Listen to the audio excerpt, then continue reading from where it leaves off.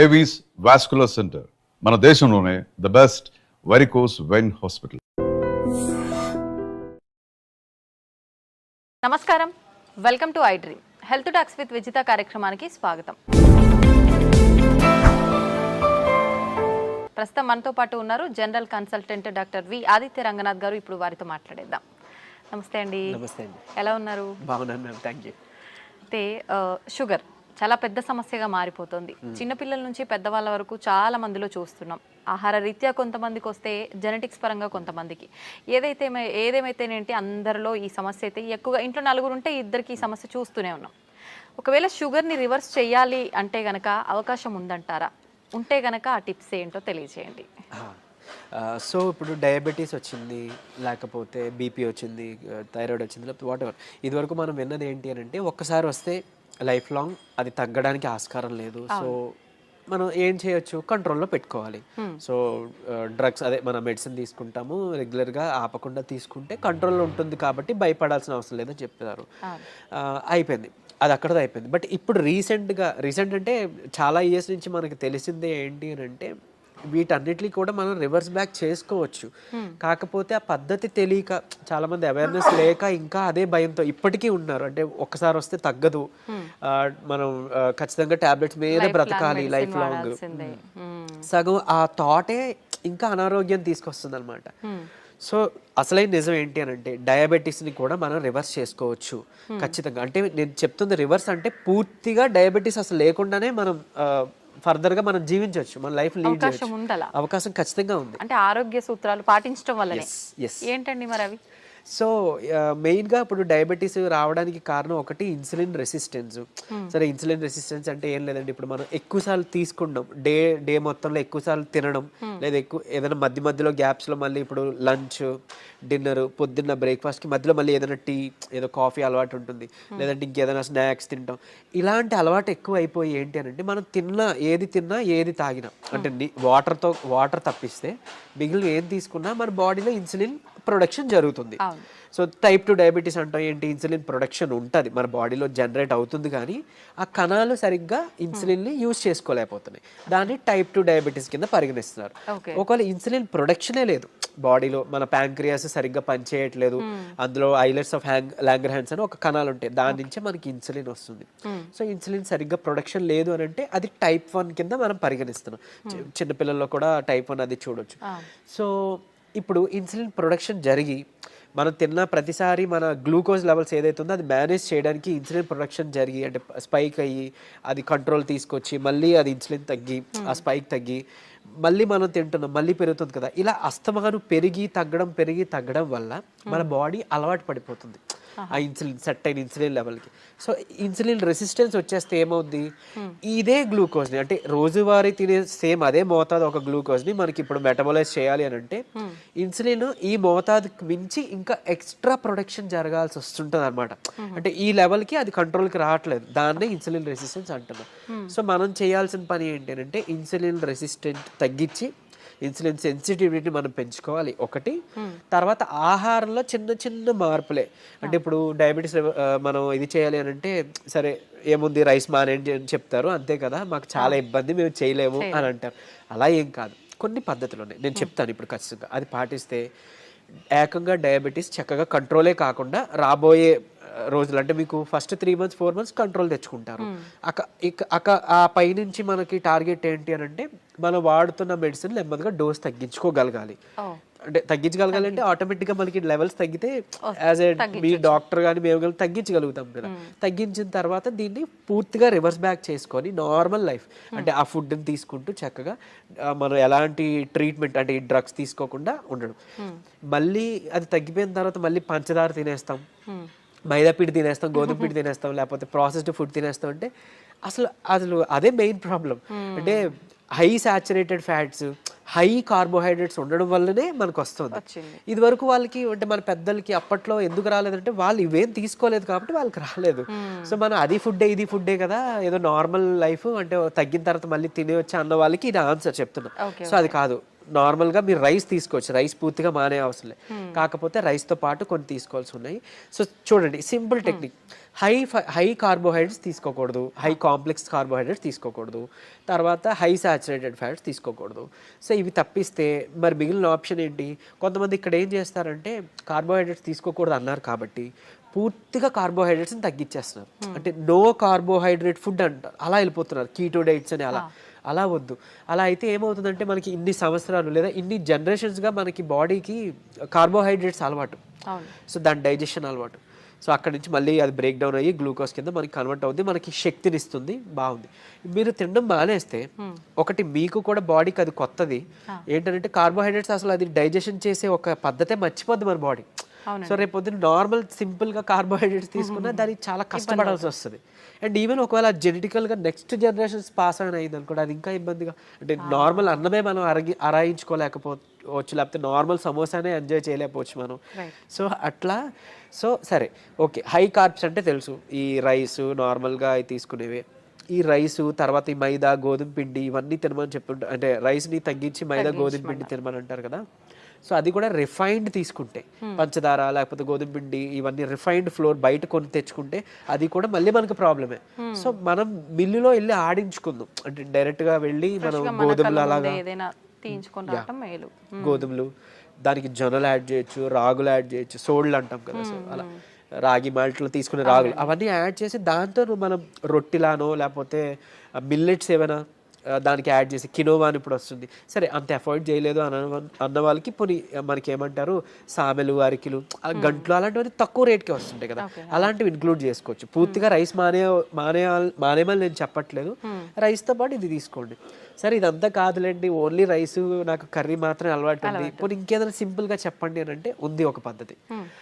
మనకి ఇప్పుడు insulin resistance అని మాట్లాడుకున్నామే, HbA1c మీ అందరికీ తెలుసు, 3 నెలల యావరేజ్ తీస్తే మనకి ఎంత ఉంది అనే దాని మీద మన డయాబెటీస్ ఉందా లేదా, కంట్రోల్లో ఉందా లేదా అని తెలుస్తుంది. సో దాన్ని మనం కంట్రోల్ పెట్టడానికే కదా ఇప్పుడు అన్ని చెప్తున్నాం, మన ఇన్సులిన్ వాడాలన్నా లేకపోతే ఈ మెట్ఫార్మిన్ మన డయాబెటీస్ డ్రగ్స్ వాడాలంటే కూడా మనకు అలానే దేవుడు కూడా ఇచ్చిన ఆహారంలో ఈ పని చేసే ఉంది. ఏంటి అని అంటే ఒకటి కీరా దోసకాయలు, తర్వాత పంకిన్ సీడ్స్ గుమ్మడి గింజలు, తర్వాత పాలకూర. వీటిలో ఏంటంటే పాలకూరలో తర్వాత పంకిన్ సీడ్స్లో వైటమిన్ ఈ ఉంటుంది, అది మీ HbA1cని చక్కగా కంట్రోల్ తీసుకొస్తుంది. అండ్ ఇప్పుడు చెప్పిన ఆహార పదార్థాల్లో మీకు ఇన్సులిన్ రెసిస్టెన్స్ని తగ్గించి సెన్సిటివిటీని పెంచే ఉంటాయి. సో ఇప్పుడు సరే కొంత లిస్ట్ చెప్తాను చూడండి. మష్రూమ్స్ బాగా అదే మన ఉడకబెట్టిన గుడ్లు ఫుల్గా విత్ సొనతో పాటు తీసుకోవాలి, అది కొలెస్ట్రాల్ కాదు, మంచి కొలెస్ట్రాల్ తీసుకోండి. సో తర్వాత నెయ్యి, తర్వాత మన కీరా దోసకాయలు, తర్వాత ఓట్స్, గ్రీన్ పీస్ అదే మన పచ్చి బఠానీలు, తర్వాత రాజ్మా, కిడ్నీ బీన్స్ అంటాం రాజ్మా, అలానే మిగిలిన బీన్స్ కూడా చక్కగా మిగిలిన రకాల బీన్స్, చిక్కుళ్ళు బీన్స్ ఇట్లాంటివన్నీ తీసుకుంటే కనుక ఇవన్నీ కూడా మీ ఇన్సులిన్ రెసిస్టెన్స్ని తగ్గించినవే. సో మీ ఇష్టం, గుడ్లు పోనీ ఆమ్లెట్ రూపంలో తీసుకోండి, నిద్రకి పనికి వస్తుంది ఆమ్లెట్, ప్లస్ దీనికి కూడా హెల్ప్ అవుతుంది. సో ఈ ఫుడ్ని మీరు కంపల్సరీగా క్యాబేజీ, కాలీఫ్లవర్, సో బ్రాకోలీ కానీ ఇలాంటి ఇవన్నీ కూడా మీ ఫుడ్ డైలీ ఫుడ్లో ఏదో ఒక రూపంలో ఇంక్లూడ్ చేసుకోండి. ఏదో ఒక్క పదార్థమైనా అట్లీస్ట్ కర్రీ, మనం అది వదిలేసి మిగిలినవేవో తీసుకున్నామంటే మళ్ళీ కంట్రోల్కి రాదు, మీ అందరికీ తెలిసిందే. చాలామంది ఎక్కువ పాలకూర కూడా తినరు, సో అట్లా. లేదంటే మునగాకు ఉంది, సో మునగాకును కూడా మీరు పౌడర్ రూపంలో చేసుకోవచ్చు, ఎండబెట్టేసి చక్కగా పౌడర్ చేసుకొని ఒక చెంచా యాడ్ చేసుకోండి ఒక ముద్దకి, అన్నంతో పాటు రైస్తో తీసుకోవచ్చు, హాట్ వాటర్లో తీసుకోవచ్చు, మజ్జిగలో కలిపి తీసుకోవచ్చు. ఇది ఒక మనిషికి డైలీ లిమిట్ ఒక చెంచా. సో అట్లా అని ఇప్పుడు ఏం చేస్తారంటే కొంతమంది ఏదైనా రసం, చారు దాంట్లో కలిపేస్తారు, బట్ అది కలిపేస్తే అంటే ఇంట్లో 3 members 4 members ఉంటే అందులో ఎవరికి ఎంత వెళ్ళేది తెలియదు కదా. సో డైరెక్ట్గా మీరు కలుపుకోవడం బెటర్, ఏదర్ వాటర్లోనో మజ్జిగలోనో లేదా మీ అన్నం గిన్నెలోనో. ఇంకోటి అన్నము, ఇప్పుడు అలానే అదే అన్నము కూర తినే ముందుగా 1 కప్పు కీరా దోసకాయ తీసుకోండి, లేదా బీన్స్, మొలకలు తీసుకోండి చక్కగా. ఇవన్నీ మీకు హెల్ప్ అవుతుంది. లేదంటే మన దాలిమ్మ గింజలు 1 కప్ పెట్టుకోవచ్చు, పెట్టి ముందు అది తిని తర్వాత అన్నము కూర మనం తీసుకుందాం. అలానే అన్నం తినే ముందు, టిఫిన్ తినే ముందు, నైట్ డిన్నర్ చేసే ముందు ఏం చేయొచ్చు అనంటే కొంచెం పెప్పర్ అంటే మన మిరియాల పొడి 1 చిటికెడు తీసుకొని నిమ్మరసం యాడ్ చేసి కొంచెం గోరువెచ్చని నీటిలో ఒక కప్పు లేదా 1 గ్లాస్ గోరువెచ్చని నీటిలో కలిపి తాగేసేయండి. ఎందుకు అనంటే ఇప్పుడు ఈ పెప్పర్లో ఉండే పైపరిన్ అనేది మన ఏమంటారు యాక్టివ్ ఇంగ్రీడియంట్, మెడిసినల్ వాల్యూ ఉండే ఇంగ్రీడియంట్. ఇది మన లివర్లో, ప్యాంక్రియాస్లో అదే ఎక్కడి నుంచి అయితే ఇన్సులిన్ వస్తుందో అందులో అక్కడ డైజెషన్ ఎంజైమ్స్ని వాటిని కూడా మంచిగా ఇది ఏమంటారు మెటబాలైజ్ చేస్తుంది. కరెక్ట్గా మెటబాలిజం బాగా జరిగి ఎంజైమ్స్ అన్ని మంచిగా ఫంక్షన్ అయ్యేలా చేస్తుంది.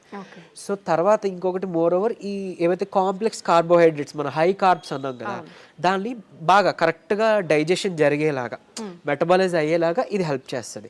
అండ్ ఈవెన్ మన పోషకాలు ఏవైతే ఉన్నాయో ఆకుకూరలోనో లేకపోతే మనం తీసుకునే ఫుడ్లోనో అవి మన వంట పట్టడం అంటాం కదా మన అబ్జార్ప్షన్ అవి అబ్జార్బ్ చేయడానికి ఈ ఈ పెప్పర్ మన మిరియాలు పొడి చాలా బాగా హెల్ప్ చేస్తుంది.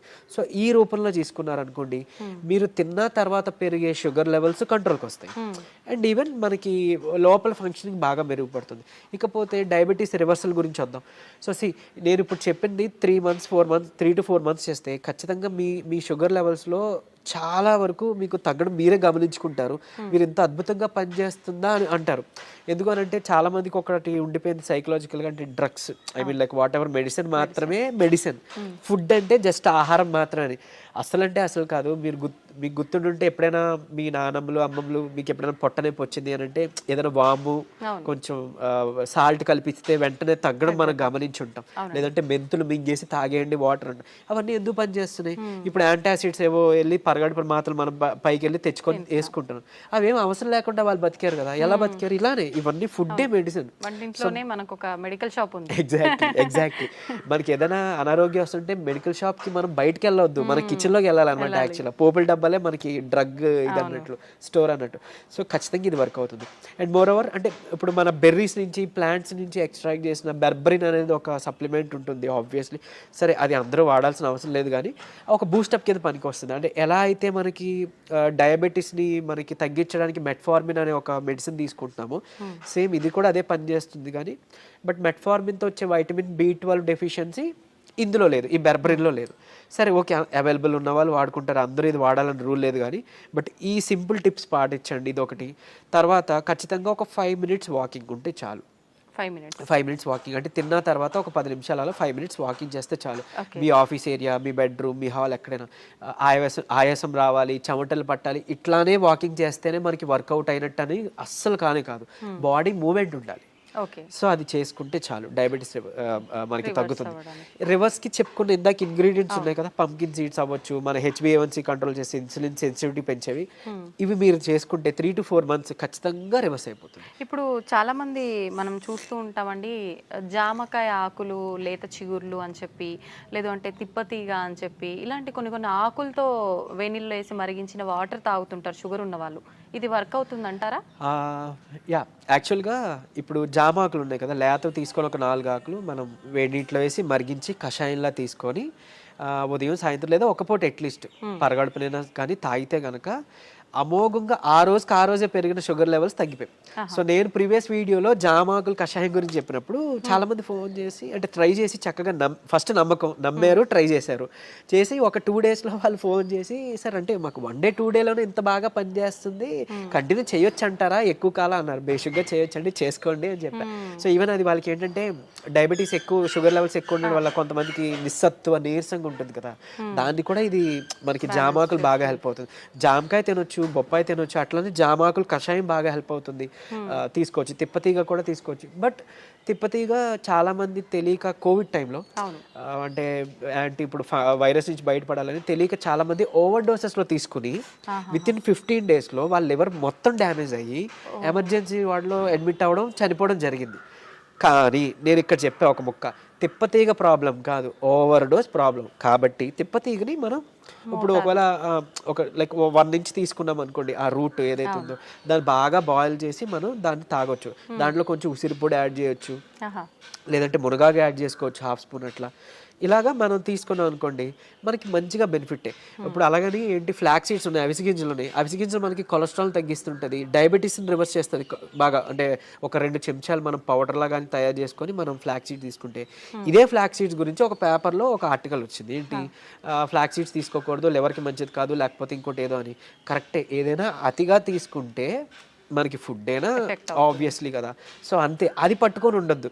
అరే ఇప్పుడు తిప్పతీగ ఏదో ప్రాబ్లం, సరే తిప్పతీగ పక్కన పెడతాయి. అట్లీస్ట్ ఫ్లాక్ సీడ్స్, ఉసిరికాయ, ఫ్లాక్ సీడ్స్, లేకపోతే మన ఏమన్నా మన పెప్పర్, సో ఇట్లాంటివి ఉన్నాయి కదా, వీటి వల్ల ఏం చేయటం జరగదు.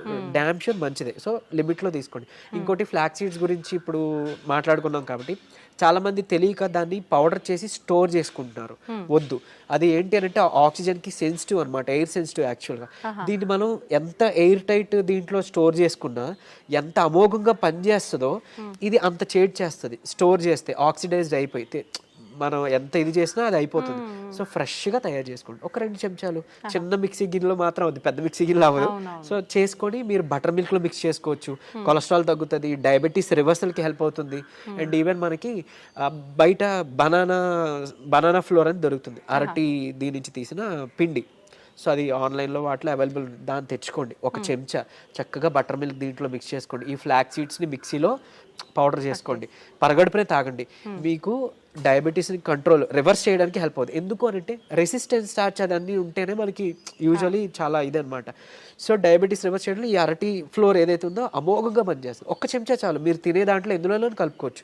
ఈవెన్ ఏమంటారు, మీరు తినే ఏదైనా అట్టు రొట్టెలో వేసుకోండి, లేదంటే ఇలా బటర్ మిల్క్లో మిక్స్ చేసుకోండి. ఇది ఖచ్చితంగా మీ డయాబెటీస్ రివర్సల్కి హెల్ప్ అవుతుంది. సో ఎందుకు, ఇన్సులిన్ రెసిస్టెన్స్ మనకి మెయిన్గా రివర్స్ అవుతుంది కదా, అంతే. ఇదే సీక్రెట్ ఫార్ములా. ఇది నమ్మి చేయండి, నిజంగా చెప్తున్నా. మీరు ఇయర్స్ డ్రగ్స్ అది వాడాల్సిన అవసరం లేదు. అండ్ ప్రీవియస్గా ఒక వీడియోలో నేను చెప్పాను, లైక్ పరగడుపున ఒక చెంచా కలబంద గుజ్జు తీసుకోండి అని. అది నేను ఎక్కడో మెడికల్ క్యాంప్కి వెళ్ళినప్పుడు ఒక ఆవిడ నా వీడియో చూశారంట. ఆవిడ కంట్రోల్ అయింది. సో మీరు ఇదివరకు వాడేవారు కదండి ట్యాబ్లెట్, ఈ నెల చాలా వరకు తగ్గింది. ఏం చేశారంటే, మీ వీడియో చూసాను సార్, యాక్చువల్గా కలబంద గుజ్జు చెప్పారు, పరగడుపుని తీసుకోవడం మొదలు పెట్టాను, నాకు ట్యాబ్లెట్ తగ్గిపోయింది, సగానికి సగం డోస్ తగ్గిపోయింది. And with in next 2nd or 3rd monthలో ఆవిడకి పూర్తిగా నేను ఆపేశాను. ట్యాబ్లెట్ తీసుకోవాల్సిన అవసరం లేదు, ఆవిడకి డౌన్ అయిపోతుంది. సో అంత బాగా పనిచేస్తాయి మనకి దేవుడు ఇచ్చిన ఇవన్నీ మెడిసిన్సే. సో ఇందులో చెప్పింది ఏదైనా వాడుకోండి. మీకు ఏం పని చేసిందో కమెంట్లో చెప్పండి.